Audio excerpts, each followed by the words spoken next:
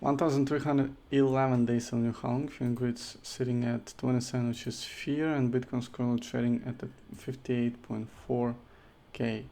On a daily time frame, on a 4-hour time frame, we're still trading below the 200 EMA, which is again pretty bad. We're still trading below the 60k. On a daily time frame, we're still trading below the middle of the falling channel, which is also pretty bad. And on a 4-hour time frame, we're also having some falling triangle and kind of falling channel, with the current support is at 57.2k, slightly having a bounce of it. And on a daily time frame, we're also having some additional resistance that is above 200 EMA, but it's not that far away. Again, the main resistance for us would be 200 EMA and the middle of the falling channel, if we're gonna talk about the daily time frame. On the weekly time frame, not much of a differences. 20 EMA for us working as a resistance, and 50 EMA as a support. Currently resistance sitting at 61.5k roughly, and the support at 53.4k roughly, if we're gonna talk about the EMA support. On the monthly time frame, again, no changes. We got plenty of time for a monthly candle. Still reminding that we're having a pretty bearish. The MACD, monthly MACD, is looking pretty bearish, but in general on the candles pretty nice. And the current support for us would be 20 EMA on the monthly time frame, is sitting at 47.8k.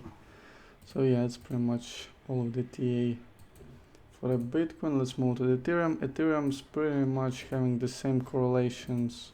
It's pretty much having the same correlation on the Bitcoin. Ethereum BTC pair is not moving that much, so same goes to the Ethereum and Bitcoin dominance, pretty much sitting at the same range. Again, nothing special happening there. So let's move to the news. Again, first news coming from Dubai. So Dubai court recognizes crypto as a valid salary payment. So Dubai lawyer Irina Hever said the ruling shows the growing acceptance of crypto in employment contracts, recognizing the evolving nature of Web3 financial transactions. Again, more sentiment, more bullish sentiment and positive sentiment for the Bitcoin, which is pretty nice. Also, roughly 2k funds have reported owning Bitcoin ETF holdings, with 700 funds for the first time this quarter, this Q. News coming from Bloomberg, which is huge news. Again, 700 new funds just in this quarter. That's huge. Also, the first leverage long MicroStrategy ETF approved by the SEC, says Bloomberg.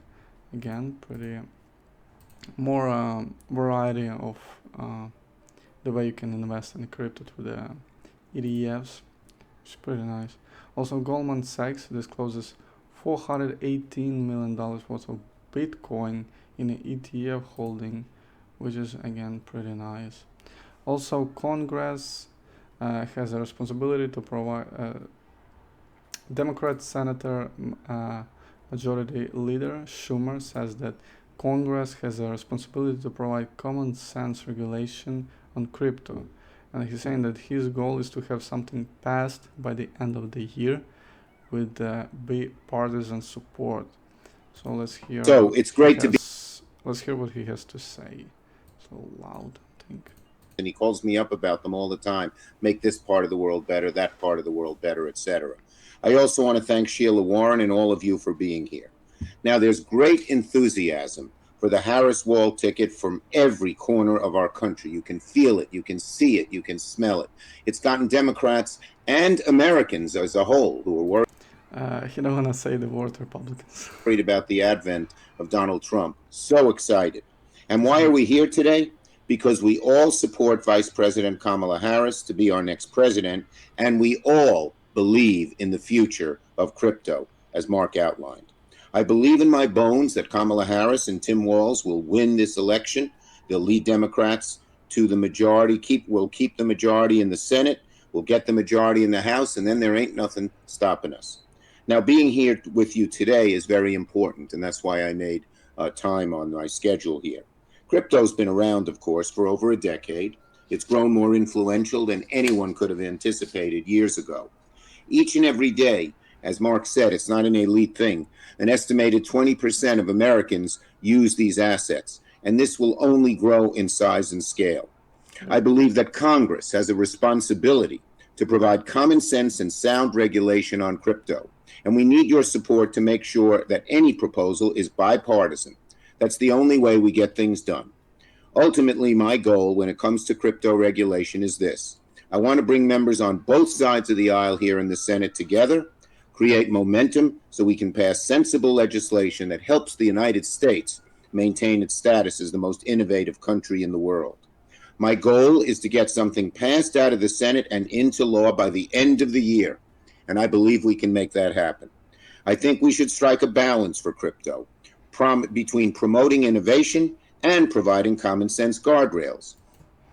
Again, pretty bullish and positive news coming from the Democrat side of the current whole election, marathon, or whatever you call it, or just the current election. Pretty good things to hear again.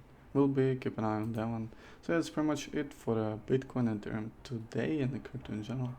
We'll be keep an eye on Bitcoin 4-hour time frame. Again, a lot of resistances there, and same goes to the daily time frame. 200 EMA is pretty important one.